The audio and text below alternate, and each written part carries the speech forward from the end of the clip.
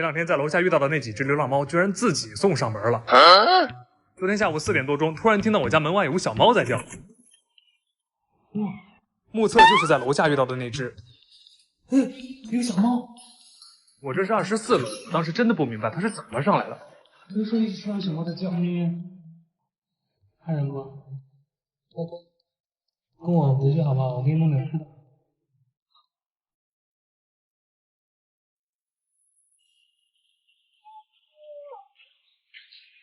没有办法，还听到有声音叫。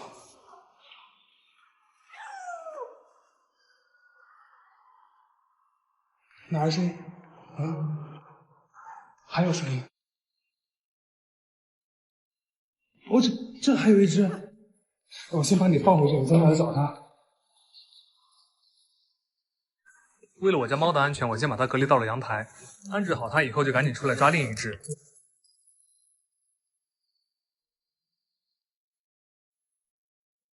每一层的角落都得看一看，最后终于在28层找到了那只小菊。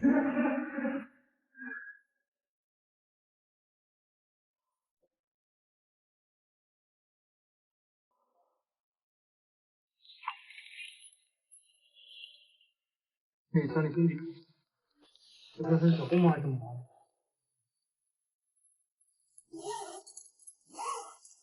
最后给它们放上了水和粮，因为不确定它们现在的身体情况，所以不能跟家里的猫接触，只能委屈它们先在阳台待着了。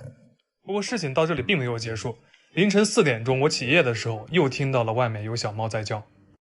昨天的视频里说到有2只小流浪猫爬了20多层楼，在我家门口叫，被我给抓了回来。结果凌晨4点多，我又听见了外面有小猫在叫。别追！因为当时睡得迷迷糊糊的，就随便拿了个纸箱子就跑出来抓猫了。这只小猫真的很能跑，带我爬了好几层楼，最后躲在了角落的纸板后面。我从缝隙里看到小猫正顺着墙面往上爬，这层楼的围栏缝隙非常宽，如果小猫爬到围栏边上，很可能就会从楼上掉下去。我情急之下直接伸手把小猫拽了出来，然后就被咬了一口。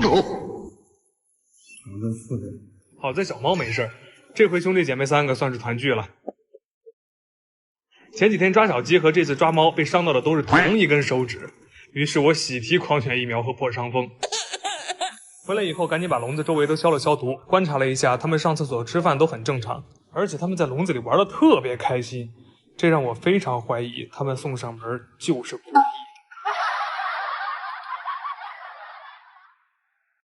救命啊！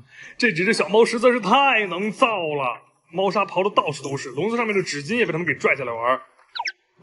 对我来说，收拾笼子真的是一个非常艰巨的大工程，因为我对猫过敏，不仅有鼻炎，还有哮喘。老粉其实应该都知道，我以前有很多只猫的，就是因为哮喘，所以我把掉毛厉害的长毛猫全部都送到了亲戚和朋友家里。偏偏这几只送上门的小猫还全都是长毛。这几天我一直在思考小猫的问题，我的态度从来都是做人一定要善良，但同时也要懂得量力而行。虽然养活它们没有问题，但我必须要考虑自己的身体情况，不然我病了又怎么去照顾它们呢？那个时候没人照顾的它们，恐怕还不如在外面流浪，那最初的善心不就变成了愚善了吗？更何况除了它们，我也必须要对家里这3个小家伙负责呀。人的精力是有限的，所以给他们找到合适的领养家庭，或许才是最好的选择。花了将近2个小时的时间，我才终于把阳台和笼子都收拾干净了。这个时候我其实很有成就感，因为我觉得小猫起码可以待在一个很干净的环境里了。但是没想到我一觉醒来，你们是不是故意的呀？你们是不是故意的？你们弄成这个鬼样子，谁还来领养你们啊？好歹我以前也是个颜值博主，现在我已经控制不了自己的表情了，我感觉我马上就暴毙了。我求求你们了，做个人吧，做点人事吧。前段时间不是有3只小猫爬了20多层楼找到我，被我给抓起来了吗？其中2只已经找到合适的领养了，就剩下这一只咬了我一口的臭弟弟。我仔细考虑了一下，打算把它留下了，今天带它去打疫苗。因为抓它的时候它咬了我一口，所以就打算给它取名叫咬我一口。咬我一口虽然胆小，但它也很老实。医生给它做检查的时候特别配合。最让我没想到的是，打疫苗它居然这么乖，全程没有叫也没有挣扎，甚至打完疫苗之后它还在呼噜呼噜。哎呦，在呼噜。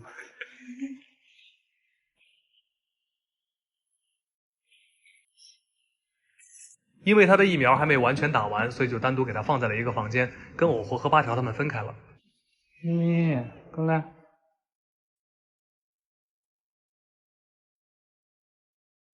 我摸他肚子的时候，他夹着尾巴很紧张，但是又没有做出任何抗拒的动作。通过这一点，还有他能爬到20多层楼找人，我就能够真切地感受到他有多么的渴望被爱，又怕被伤害。不过小家伙别担心，以后你就有家了。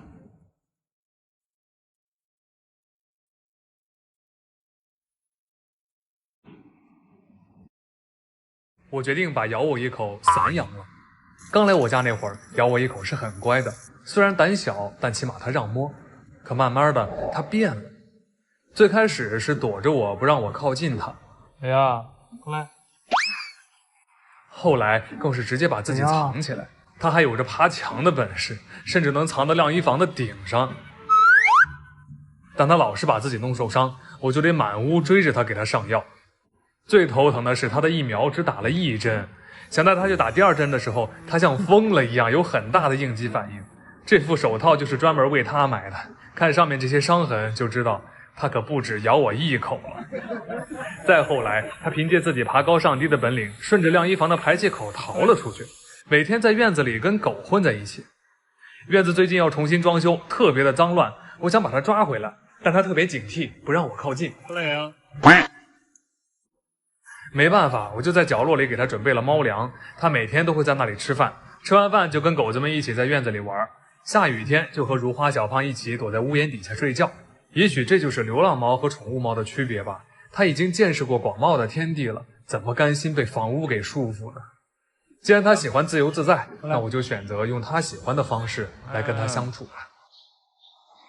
我在院子里给八条他们定做了一个小猫屋，因为淋雨，外立面的颜色很不均匀，所以我要给猫屋做个整体碳化。做着做着，我才发现八条在旁边的雨棚上当监工，可能是知道我在给他们装修房子吧，咬我一口也跑过来守着了。左右2个监工，这活我可得干仔细了。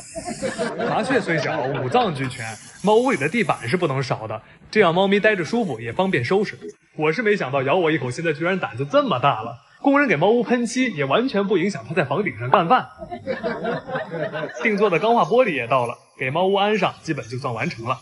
我又在猫屋的侧面开了一个小洞，安上个猫门，这样它们就可以自由出入了。然后还要给猫屋通上电，后续装猫砂盆、饮水机、空调啥的都得用。在猫们正式住进去之前，先把小猫粮放进去，让它们适应一下。如果我不说，你们一定猜不到这个木架子是干嘛用的。之前八条总是趴在饲养箱上面，那个盖子被他压翻了好几次。为了小鸡的安全，我才特意定做了这个架子，这样就不怕八条它们趴在上面了。开灯看下效果，是不是还行？软装正在路上，等到了以后，把小木屋的外面再装饰一下，八条它们就可以住进去了。之前的视频里有说过，院子里的猫屋盖好以后，咬我一口一直不敢进去，所以我就在猫屋的屋顶上又给它盖了一个小木屋，好让它有地方吃饭和睡觉。但是前段时间厚脸皮的这些小流浪们频繁造访，还老是偷吃他的猫粮，这导致咬我一口再也不愿意待在这个小屋里了。不过好消息是他愿意进猫屋了，而且对于猫门的使用他是无师自通，不得不说他确实是聪明。想当初为了教八条他们用猫门，我可费了不少功夫，尤其这个笨蛋偶活，到现在自己还出不来。快出来！你干什么？为什么不让他出来？你这有点靠自己智商欺负人了吧？啊，瑶瑶。昨天雷暴雨下了一夜，我们家猫到处都能舒舒服服的待在猫屋里，但不知道厚脸皮子那些小流浪们，他们都躲在哪儿？我看了一下小木屋里的猫粮被吃得干干净净，这说明厚脸皮子他们应该是来过，我就又在里面加了点猫粮。反正这个小木屋咬我一口现在也用不到了，干脆就把它当成爱心小屋吧。平时可以让厚脸皮子这些小流浪们过来吃自助餐，像这种天气特别恶劣的时候，也可以让他们在里面好好睡一觉。前段时间咬我一口因为发情，回家的频率变低了很多。如果放任它在外面跟小母猫谈恋爱，最后难免会生下零二代，从而带来很多麻烦。所以我给猫屋的小门设了个只进不出，成功的把它关在了猫屋里，然后给它预约了绝育手术。进水进18个小时以后，我把它带到了医院。叫什么名字？就咬我一口。咬我一口。对。当初在它打疫苗的时候，它还是瘦瘦小小的，再看现在肉嘟嘟的，都已经长这么大了。绝育手术很顺利，只是做完手术的瑶瑶表情有点呆。从做完手术开始，我每天都给它加餐。这个百利高蛋白鸡肉罐头里面有95%的膏状含量，5%的精选水果和蔬菜，还添加了牛磺酸，满足猫咪日常需求，营养很均衡。而且零谷、零诱食剂、零防腐剂，给猫咪吃起来没有负担。八条他们也是沾了瑶瑶的光，每天都跟在它屁股后面等着吃罐头。之前大家都很担心瑶瑶绝育以后性格会不会变，现在已经做完手术10来天了，它每天依然很操心。不管我是出去遛小胖，还是带八条出门玩，它都会不放心，在旁边一直跟着。瑶瑶，注意形象。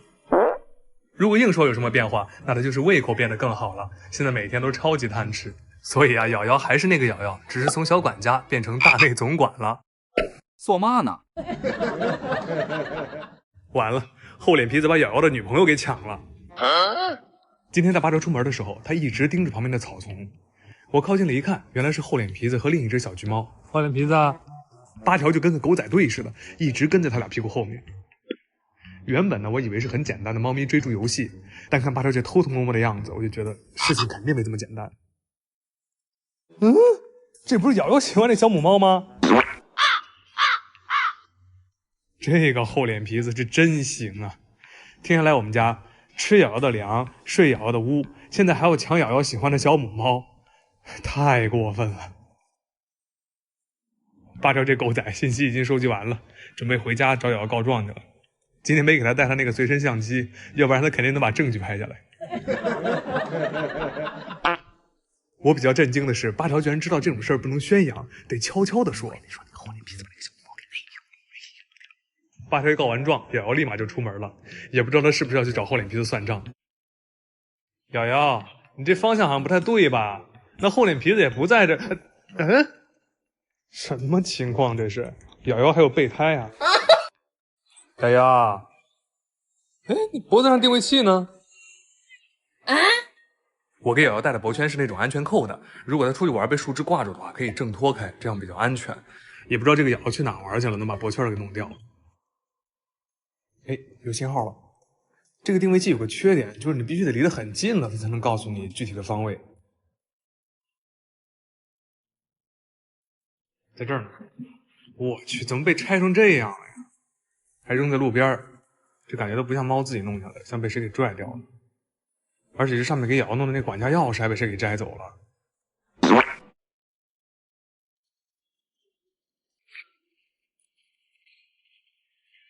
上你家给带上，别弄掉了啊！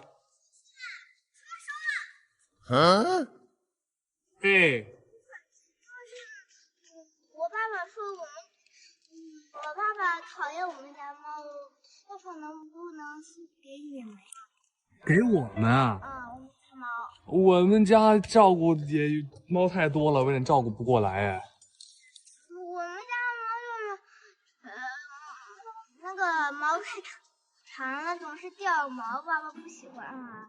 我爸爸都不喜欢。但是猫咪都会掉毛哎，你当时养的时候是你自己要养的吗？是要养的。那妈妈呢？妈妈想把猫送人吗？不想，但是爸爸非得送。那可能要让你妈妈跟爸爸再商量商量。后面我带八条出去玩，小姑娘跟八条玩得很开心，可以看出来她很喜欢小动物，而且我们家每一只猫的名字她都知道。之所以想把她的猫咪给我，也是因为这样起码她还能再见到她的猫咪。我发现现在有一些家庭确实会遇到类似的情况，养宠物的时候考虑的不太周到，最后因为各种原因要把宠物送走，但家里的小朋友已经和小动物产生感情了，肯定就会很伤心。所以大家养宠物之前一定要考虑清楚哦。八条今天格外着急，催着我带他出来，我还以为有啥事儿呢，出来一看是咬我一口把女朋友带回来了。虽然瑶瑶的蛋被拆了，但一点也不影响他谈恋爱。这小母猫奶凶奶凶的，它长得还挺好看的，起码比瑶瑶那个前女友长得好看多了。没想到瑶瑶在外面当老大，背地里是个妻管严。瑶瑶你也太丢人了。我看这小母猫不怎么怕我，估计是瑶瑶跟它沟通好了，所以我就挖了一勺罐头让它喂喂它。过来吃。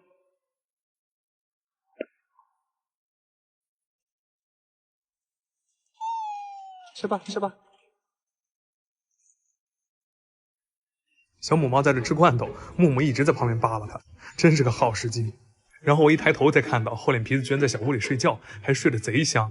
果然，瑶瑶带女朋友上房顶的时候，就正好跟他撞上了，然后就开骂了。小母猫哪见过这架势，直接就被吓跑了。厚脸皮子走了以后，瑶瑶才又把小母猫给带回来。瑶瑶是真的很厉害，小管家天天操这么多心，还不耽误他谈恋爱。不像这个八条，每天就知道出去玩，这都几点了还不回家？八条，八条，你给我快点回来！瑶瑶，去把他抓回来！瑶瑶，八条呢？你去给他抓出来！在这给他按住！哎，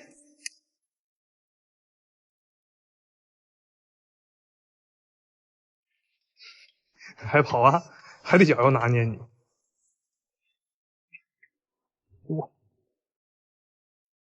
前两天我把狗窝后面的围栏加高，还以为瑶瑶就终于出不去了，结果今天他就立马给我展示了他的新出逃路线。我是真没想到，他连猫屋的门都能当借力工具。琢磨了一整天，最后我决定把猫屋的门给拆了。先把门上的荷叶卸下来，然后再换个方向拧回去，最后再把猫屋的门给安回去。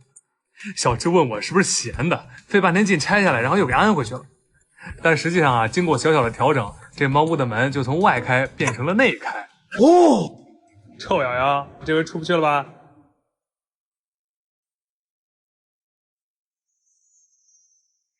我看你这回还怎么借力。光顾着看瑶瑶，一低头我这脚底下猫都围满了。你们干嘛？开会呀？啊？那这边。这群臭猫，真的感觉它们永远都吃不饱，天天跟我喊饿。给它们吃的这个是兰氏的乳鸽烘焙粮，这个一包里面就有3只乳鸽，91%的鲜肉含量，跟直接吃肉都没什么区别了。而且他们家是独特的甜甜圈设计，适口性很好，院子里的猫都很爱吃。臭八条，你又不吃饭，搁这等着玩视线啊？你看瑶瑶，不是，瑶瑶你咋上去的？先补充体力，开始展示。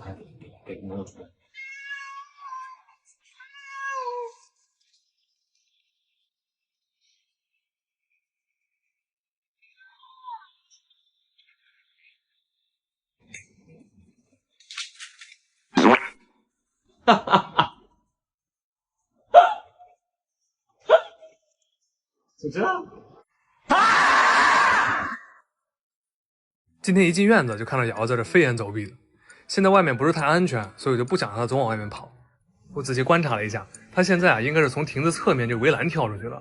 你看这个围栏都被她给蹬断了，所以呢，我打算再锯一些木条，把围栏顶上给封起来。现在这些小橘子不仅是个头长大了，胆子也变大了。我锯木头的时候这么吵，也不耽误他们在后面吃东西。木头锯的差不多了，然后我一抬头，发现瑶瑶那个女朋友站在亭顶上看我，估计是瑶瑶出门之前安排她在这看家呢。有时候我真的很佩服瑶瑶，她差不多8、9个月的时候我就带她去绝育了，结果她这女朋友还能一个一个来回换。都说三花猫是猫界大美女，很受欢迎，我估计啊，狸花猫应该就是猫界大帅哥了吧。封围栏这活看的是没多少，但真很费时间。等我把这个围栏都弄完了，天都黑了。让我没想到的是，瑶瑶这个女朋友，她一直默默趴在院子的门柱上守着，明显是在替瑶瑶看家。你们干嘛？又饿了？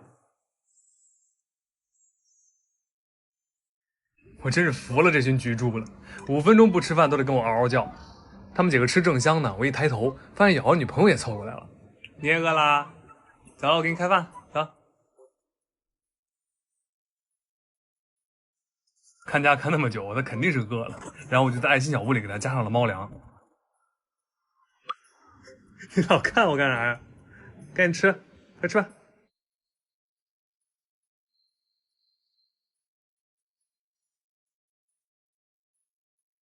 吃饱了吗？吃饱了给我把瑶瑶找回来去。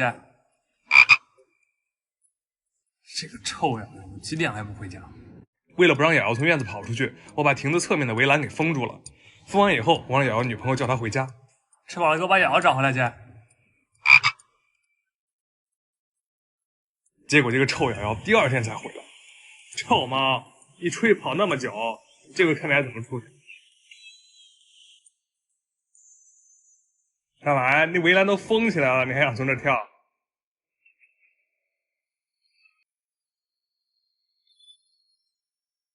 这角度你也能跳啊？给你能耐坏了，快！真的永远都不要小瞧狸花猫的弹跳力。为了堵它，我又在这个地方加了块亚克力板。瑶瑶，你下来呀！这回你肯定出不去了。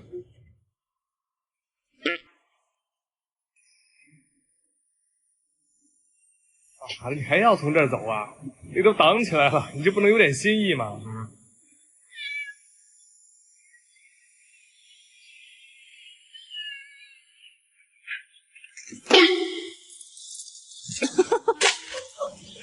这个臭瑶瑶，他明显就是故意挑衅我的。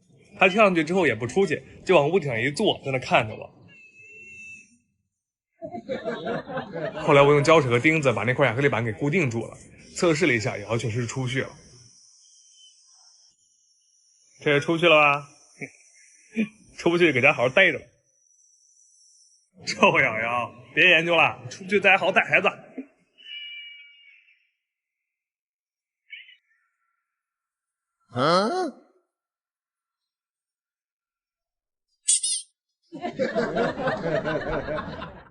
为了不让瑶瑶跑出去，我在院子的围栏上都加了亚克力板。钉钉子的时候，八条在旁边急的都想帮忙了。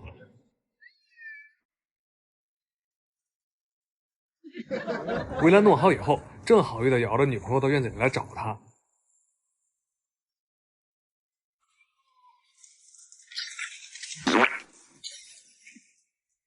瑶瑶碰了壁，只能灰溜溜的走开了。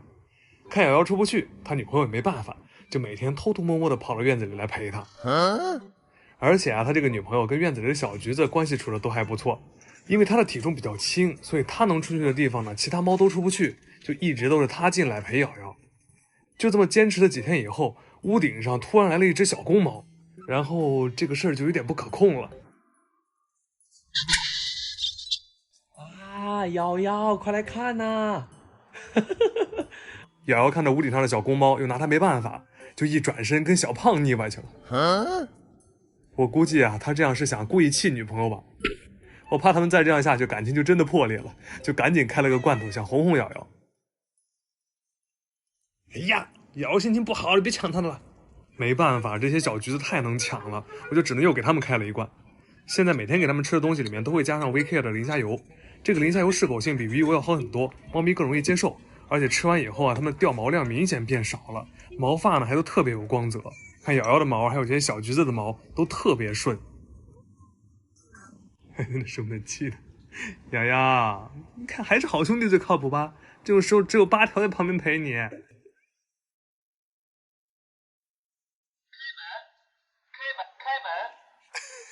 门！完了，你好兄弟只想出去玩，臭8条。瑶瑶，咋整？我陪你吧哈。瑶瑶给我捡了只小梨花。前几天突然降温下大暴雨，把我搭的雨棚给淋塌了。这回瑶瑶又有地方能出去了。瑶瑶，你不要趁机给我跑出去啊！听见没有？你叫个屁呀！关你什么事？果然，雨一停，我就发现瑶瑶跑出去了，而且看定位，她跑到了离家很远的一个树林里。你在这里干什么，瑶瑶？我是第一次见瑶瑶这样叫，感觉她很着急，好像在找什么东西。但是当时太晚了，我就没多想，以为她是走远了，找不着回家的路了，我就跟小智强行把她抓回去了。回来这一路，瑶瑶一直在叫，他女朋友听见了，不知道怎么回事，就跟着回来了，站在屋顶上是急得团团转。给瑶瑶放出来以后，明显感觉她好像有点生气。第二天晚上，8条催我开门。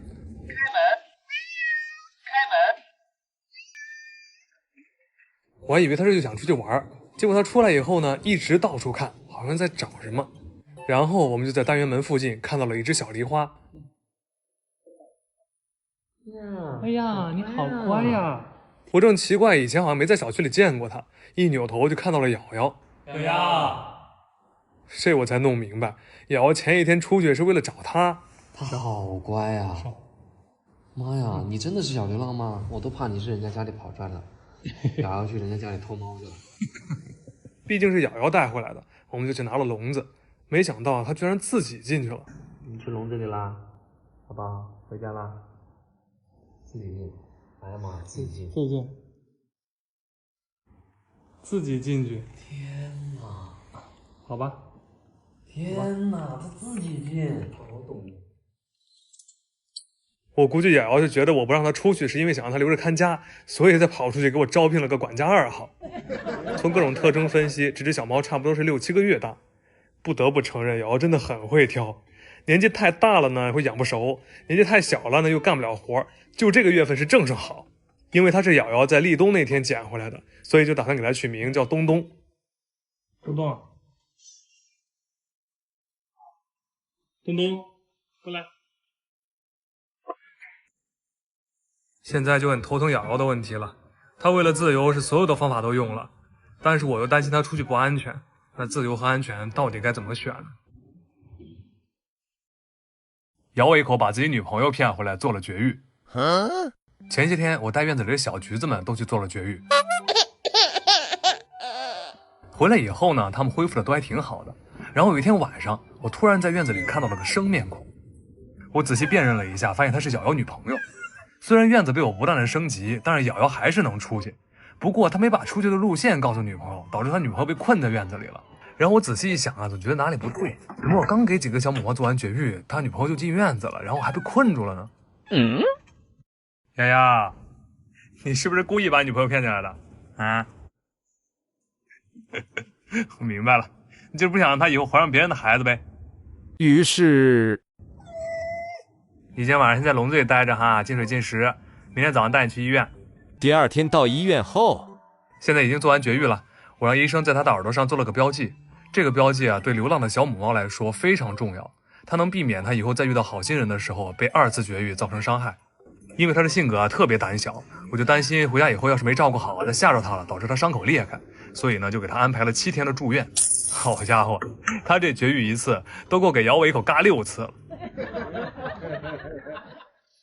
女朋友住院这几天，瑶瑶可是没闲着，她天天在院子里跟小胖腻歪。瑶瑶，瑶瑶，你不怕你女朋友知道了回来吃醋啊？啊？要你管。7天后，可以接小家伙出院了。就说他胆小吧，看给他吓的，整只猫都缩在猫砂盆里。最后还是医生拿布给他包起来，然后才给他放回到航空箱里。小流浪绝育完，还是要给他放在他熟悉的环境里。一打开门，他立马就窜出去了。不过他也没走远，就在屋顶上叫。我感觉啊，他是在那喊瑶瑶。瑶瑶看见女朋友回来了，那嘚瑟的小尾巴一甩一甩的，感觉可得意了。然后他也没着急出去和女朋友团聚。我估计啊，他是知道女朋友从医院回来，现在在气头上，想让他先冷静2天吧。前几天大脸盘子来咱们小院蹭饭的时候，我在屋顶上放了个诱捕笼，打算把它带去嘎蛋。结果呢，错抓了个不认识的大橘，来都来了，就给他顺道也嘎了。然后这小家伙可记仇了，做完手术回来这些天啊，他从来都没正眼瞅我一下。等他休养好了，我准备把他放回去的时候，他还不忘狠狠地抽了我几巴掌。看得出来，这嘎蛋之仇是不共戴天了。放他走的时候呢，他还专门记了一下我的脸。你等着，也不知道以后我在小区里走路会不会不安全。当天晚上，这大脸盘子就又过来了，我感觉啊，他好像在故意挑衅我。然后我就又把诱捕笼给放上去了，就不信逮不着他。可是看我往屋顶上放了好吃的，院里的猫都不乐意了。干嘛呀？都搁这儿，饿啦？一群臭猫！走吧，我给你们弄吃的，过来，过来，过来，过来，都过来！他们吃饭的时候呢，瑶瑶没来，我正奇怪呢，一转身就发现瑶瑶被诱捕笼给抓住了。把瑶瑶给逮了！对，这个臭猫肯定是耍小聪明，其他猫都在那边吃猫粮嘛，它就偷偷摸摸的跑去诱捕笼里吃罐头，结果就给抓了。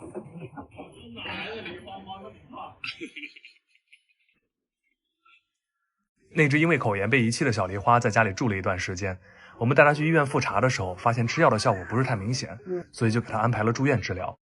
它的颜色很特别，是梨花加橘。听大家的，我们决定就给它取名叫冻梨。他的口炎不是很严重，住院几天应该就差不多能康复了。同样在住院的还有点吵。前段时间我们直播的时候，发现吵吵的精神状态不太好，所以就带他到了医院。为了保险起见，给他做了全面的检查。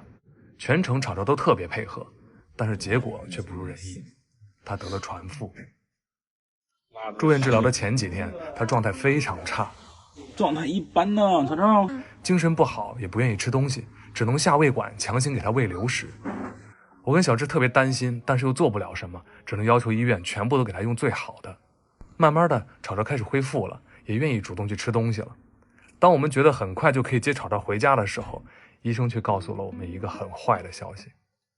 10天的时间，吵吵的肺从干净变得整个都白了，扩散的速度非常快，很可能是癌症。又治疗了几天，吵吵还是没有好转。当我们来到医院，医生告诉我们治愈的概率非常低，建议我们把他接回家。当初捡到吵吵的时候，他还没有断奶，是我和小智每天定闹钟，一点一点给他喂大的。他也是捡来的5只小菊里最乖最聪明的。爸爸，谢谢。哎呀，吵吵这么聪明啊，真棒。现在突然告诉我们他就要离开我们了，这真的让人无法接受。从吵吵的眼神里，我能看得出来，他还想活下去。于是我们带走了吵吵，不是回家，而是换了一家猫专科医院。这段时间，吵吵不知道身上被扎了多少针，抽血的时候一定很疼，但他还是乖乖的配合。可能他也知道，无论如何，两个爸爸都不会放弃他的。检查结果出来了，这边的医生认为肿瘤的概率并不大，大概率还是传腹和严重的肺部感染。虽然吵吵肺部的情况很不乐观，但起码也让我们找到了一丝希望。吵吵加油，你一定会好起来的。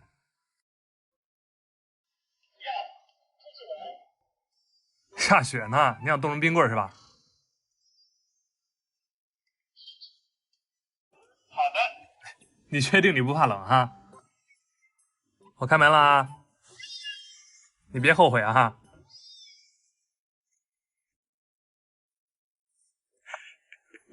冷不冷啊？冻脚不？哎呦，那么抗冻啊！出来先吃雪糕。你别逞能，回头拉肚子。我跟你说，丑八条这个脚印真可爱。哎，你干啥呀？你不是不怕冷吗？你进屋了？外面太冷了，连瑶瑶也躲在猫屋里吹空调。今天不出去找女朋友啦？正说着呢，我就听见屋顶上有猫在叫，一看就瑶瑶女朋友。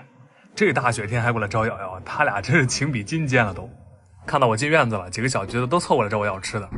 因为外面太冷了，我就把那个猪食草给拿到猫屋里面来了，给他们吃的这个兰氏乳鸽烘焙猫粮，一包里面就有3只乳鸽，91%的鲜肉含量，特别适合天冷的时候给它们长肉。而且啊，低温烘焙的甜甜圈颗粒干爽酥脆，适口性很好，还不用担心黑下巴。他们刚吃完，瑶瑶就跑到屋顶上冲我叫。现在呢，他女朋友每天都来蹭饭，只要是爱心小屋里面没猫粮了，他就嗷嗷的冲人叫，生怕女朋友来了没饭吃。等一下，让我看一眼，吃那么干净，那我去加猫粮哈。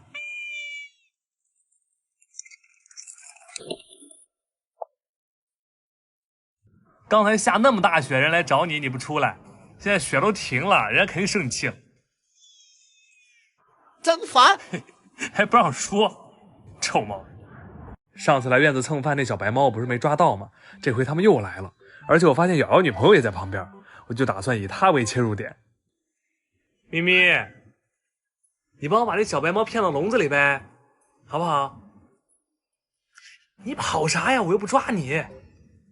我跟你说啊，上次是瑶瑶故意把它放走的，它俩有问题。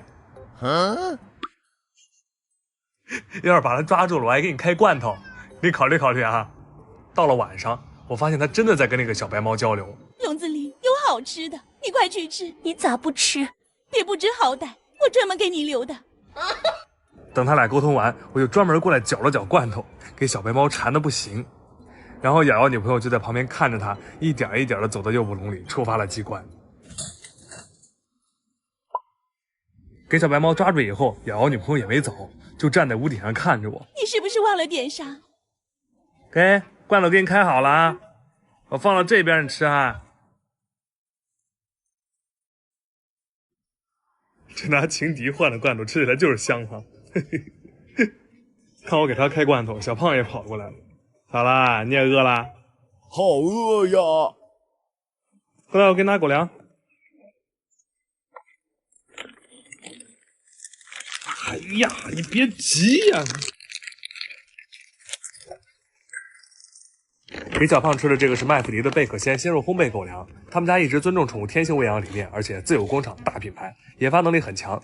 这款粮有70%的鲜肉添加，3段式轻烘焙工艺能够保留食材的营养，搭配6种原切果蔬，营养均衡，而且适口性很好。每次喂小胖，小橘子们都会过来抢。小白猫抓住以后，瑶瑶和女朋友就一直出双入对的，但他女朋友看我这眼神，我总觉得有点深意。不许把抓小白的事告诉瑶瑶。2月26号的早上5点多，瑶瑶睡醒以后伸了个懒腰就离开了猫咪小院，一直到第2天晚上她都没有回来。但因为她之前也总有夜不归宿的情况，所以一开始我们都没有多想。在那之前她还刚弄丢了定位器，为了她的安全，我还专门把木木的定位器换给了她。第3天晚上她还是没有回来，而且定位器也一直都没有更新位置。然后我跟小智就带着小胖出去找她。我们先是到了她最后一次更新定位的马路，在周围绕了一整圈都没有找到他。29号的晚上，我们全员出动，一起出来找他。小区附近有一个高铁公园，还有一座小山。我们担心瑶瑶是不是跑得太远了，找不着回来的路了。然后我们就绕着高铁公园和小山找了整整一圈，但还是没有找到他。3月1号的下午，猫咪小院再次全员出动，8个人2只狗，我们分成了4个队伍，从不同的方向开始找。我们找遍了所有可能困住猫咪的地方，都一无所获。瑶瑶，瑶瑶，没办法，我们只能回到了瑶瑶最后一次更新定位的路边。就在这压死一个，前几天啊，早期压死一个，然后咱脖子上带着个绳，我挺碎，啊，对，很胖的一只。就在这压死的。然后压死完之后，你知道有放到哪儿去吗？它的尸体。我一得问那个大河马路那个扫大街的那个，那么，那个是吗？问一下他。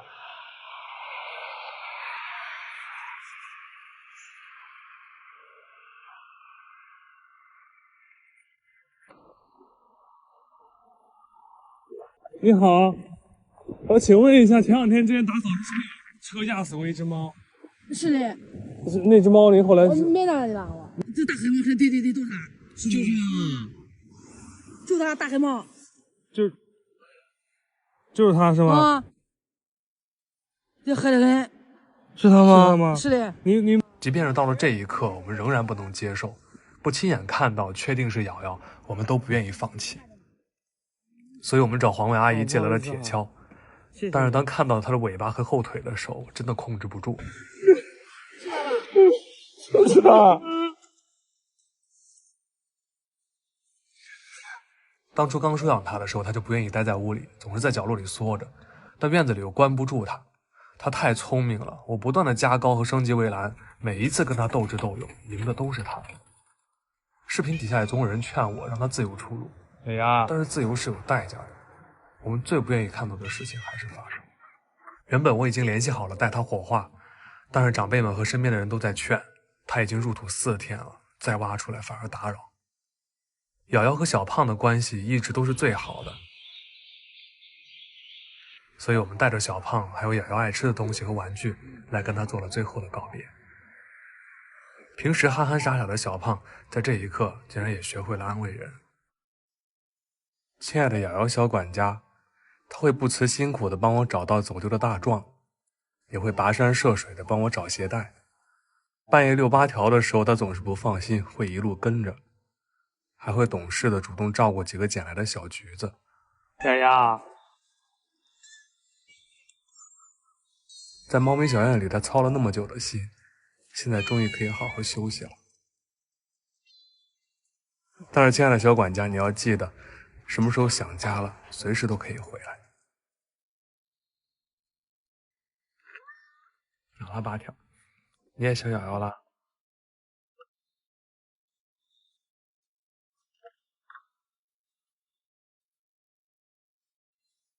在我们知道瑶瑶被车撞的那一天，还发生了一件怪事。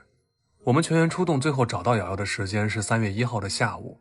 就在同一天的上午，小助理遛狗的时候被一只猫给缠上了。让人觉得奇怪的是，这只猫第一次见小胖这样的庞然大物，居然一点都不害怕，而且它还一直盯着小胖看，它的行为就好像是它在确定什么。当我们回家的时候，它还一直跟在小胖身后。我回头去看这段视频的时候，时间好像一下就回到了那个瑶瑶陪我一起遛狗的下午。也许在瑶瑶把东东捡回来的那一天，一切就已经有预兆了。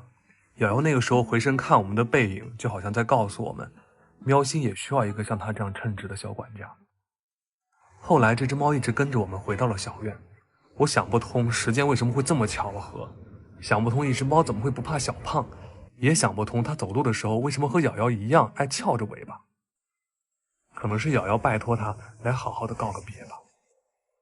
我把它发在了小区群，至今都没有人认领。如果它的主人在找它，我希望它能回到自己的家。如果它是被遗弃的，那猫咪小院就是它的家。这条视频专门用来回应关于瑶瑶之死产生的疑问。有人说我们不是真的爱瑶瑶，瑶瑶到死都没能进房间感受一下温暖。瑶瑶当初被我们捡回家的时候，一直都是养在屋里的。我们家楼上楼下2层，角落特别多，瑶瑶每天都会躲起来，让我们找不着她。她也总会从晾衣房的窗户往外爬，经常把自己弄受伤。没办法，我们就尝试了让她生活在院子里。瑶瑶成年以后，我们也尝试过把她抓进屋子，但是她严重应激，不吃不喝不上厕所，所以只能让她回到院子生活。有人说我们不是真的想拦住瑶瑶，如果真想拦住她，为什么不把院子整个封起来？如果猫咪小院在乡村或者相对偏远的地方，我们怎么盖围栏都没人管。但是猫咪小院位于郑州市区的一个小区里，小区对房屋的外立面、院子的围栏都有整体的规划。当初光加高围栏，我就跟物业交涉了很多次才加上，更别说把院子整个封起来了。我一次又一次的加高围栏，但是瑶瑶为了出去，把我加在墙上的亚克力板全都弄碎了。我怕它再这样下去会受伤，后来也只能放弃改造了。其实早在去年8月，我们就已经在联系中介，打算换院子了。现在的猫咪小院位置很好，对于我和小智来说生活特别便利，但是对于瑶瑶他们来说真的不够安全，所以我们看的房子都在郑州周边偏远的位置，因为那里可以加高围墙。上个月我和小智看完房子出来，还在调侃新的院墙要加盖到2-3米，这样瑶瑶出不去了，到时候把瑶瑶女朋友也带上，让他们一起生活在院子里。可是现在他再也用不上了。有人说我们也就对值钱的品种猫好，在院子里的都是田园猫，在屋里的都是品种猫。在院子里生活的木木、偶活都是品种猫。大壮如果不是因为打架被隔离，它也生活在院子里。在屋里生活的冻梨、大嗓门子、厚脸皮子，这些都是田园猫。而且吵吵他们被捡回来的时候没有断奶，特别虚弱。我跟小智顶着重度过敏和哮喘，把他们养在床头，每3个小时起来喂一次奶，坚持了整整1个月。盖猫咪小院的原因也是因为考虑了我们自己身体的情况，同时我们也想给他们一个舒服的家。我们在院子里盖了猫屋，还装了空调，给了他们所有我们觉得好的东西。如果还非要说谁值钱的话，那厚脸皮的断尾巴、大嗓门子口炎住医院2-3个月、冻梨的口炎，还有最近吵吵住院，我们不计代价，基本上把所有能用的最好的药全都给他用上了。在这些田园猫身上花的钱，远远超过了猫咪小院里所有品种猫的价值。更值钱的应该是这些田园猫才对啊。有人说我们根本就不在乎瑶瑶，不然怎么会把它留在绿化带？瑶瑶已经被环卫阿姨埋葬了很多天了，她的身体都已经开始跟土地融合了。我们实在不愿意再去打扰她，也没有勇气面对她残破的身体。